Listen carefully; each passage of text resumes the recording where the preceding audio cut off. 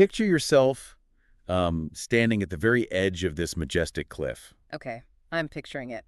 Sounds intense. Right. The sky is like totally ablaze with the colors of sunset, and there's this rhythmic roar of the ocean crashing against the rocks hundreds of feet below. Oh, wow. So it's this breathtaking moment. Exactly. A moment of pure opportunity. Maybe you're about to make a massive life decision or step onto a stage in front of thousands of people or, finally pitch that project you've been dreaming about for years. Yeah, that big leap. But suddenly, cutting right through the roar of the ocean, this tiny, insidious whisper echoes in your mind. It just says, what if you fail? Ugh, the worst whisper? We all know that one. We really do. But the thing is, that whisper isn't a personality trait. It's not some genetic flaw you inherited, and it certainly isn't an accurate reading of your potential. No, not at all. It is simply a mechanical glitch in your brain. And in today's deep dive into the source material called the Confidence Rebuild Blueprint, we're going to learn how to locate, isolate, and rewrite that exact line of faulty code. I love this topic because the premise of this blueprint completely dismantles the myth that confidence is just like a genetic lottery win. Right, like you're either born with it or you're out of luck. Exactly. The text takes a highly analytical approach. It proves that self-belief is actually a dynamic, learnable skill. Which is huge. It really is. You can engineer it from the ground up using a specific psychological framework the author calls the rebuild method. And we've all experienced that glitch, right? For you listening, maybe it's a paralyzing fear of public speaking. Or a habit of swallowing your best ideas during corporate meetings. Yeah, or just battling a brutal case of imposter syndrome, even though you have a resume packed with accomplishment. Totally. But to stop the glitch, we first have to map out the invisible mechanics of how confidence actually drains away. So the text maps this out as the confidence loop. It's this four-step cycle of self-doubt that runs entirely on autopilot. The architecture of this loop is brilliantly simple, yet it traps us because it happens at lightning speed. It really sneaks up on you. It begins with step one, a trigger. Usually this is an external neutral event, like receiving constructive criticism on a project. Right. And then step two is the negative self-talk. Yes. Your internal critic hijacks that neutral trigger and just distorts it. The feedback goes from, this presentation needs a tighter conclusion, to, I am fundamentally incompetent at my job. Yeah, that escalated quickly. Right. And that internal distortion instantly forces step three, which is the behavioral response. Okay, let's unpack this because the text argues this behavioral response is where the real damage is done. The brain senses danger from the self-talk, so it triggers a retreat, doesn't it? Yes, exactly. From an evolutionary standpoint, your brain is doing exactly what it was designed to do.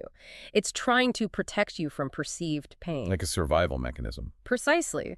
When the self-talk says you are incompetent, the amygdala interprets the social threat with the same intensity as a physical threat. Like a tiger is chasing you. Exactly. So the immediate behavioral response is avoidance.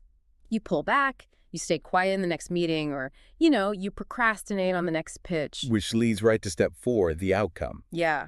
By pulling back, you guarantee a lack of progress. You miss out on growth. And then your brain looks at that stagnation and logs it as hard empirical proof that you really aren't good enough. Right. The self-doubt is reinforced and the loop starts again, only much stronger this time. Okay, let's look at the example the text gives. There's Sarah, a highly talented graphic designer. Oh, Sarah's story is such a perfect example of this. It really is. So she has all the technical skills, right? But she's trapped in this exact cycle. She gets client feedback on a mock-up. That's her trigger. And her brain immediately spirals. She thinks, they hate my aesthetic, I'm a total fraud. Exactly. So when it's time to deliver the revised pitch, her behavioral response kicks in. She rushes through the presentation, avoids eye contact, and her voice shakes. Which is the avoidance behavior. Right. And the outcome is inevitable. The client doesn't feel confident in her, so they pass on the contract. And Sarah walks away thinking, I knew I was terrible at this. But her talent didn't evaporate. Is the confidence loop basically a bad software glitch in our brains? Like a self-fulfilling prophecy running on autopilot? That is exactly what it is. Every time we engage in that avoidance behavior, we're literally strengthening a neural pathway that equates a challenge with failure. So how do we stop it? Well, to debug the system, we have to intercept the process right between the internal thought and the external behavior. The blueprint attacks this with the first phase of the rebuild method. Which begins with a tool called a pattern audit, right? Yes. The instruction is to carry a journal for a week and meticulously document every single instance of insecurity. You literally write down the specific trigger and the exact verbatim self-talk that followed. Right. But a lot of people struggle with this part. I mean, I have to challenge the utility of this, honestly. For anyone who already struggles with overthinking, the pattern audit sounds like weaponized rumination. Weaponized rumination, I like that term. But no, it's not. But if I spend an entire week aggressively documenting every single time I feel like an imposter, aren't I just staring at my flaws under a microscope? I get why you'd think that. It seems like writing down, "I suck at public speaking" every day would just etch that groove deeper into my brain. That is the most common friction point with this method, for sure. But it misunderstands the neurological goal of the exercise. How so? There is a massive distinction between rumination and observation. Rumination happens in the emotional centers of the brain. You actually feel the anxiety while you think about it. Okay, that makes sense. The pattern audit, on the other hand, forces a process called psychological distancing.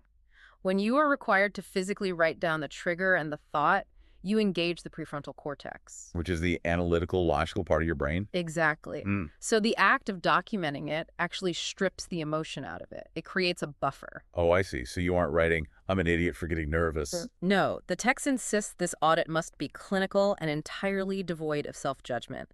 You are logging data. You write, "When the client sighed, my heart rate increased and I had the thought that I was about to be fired." Just the facts. Right.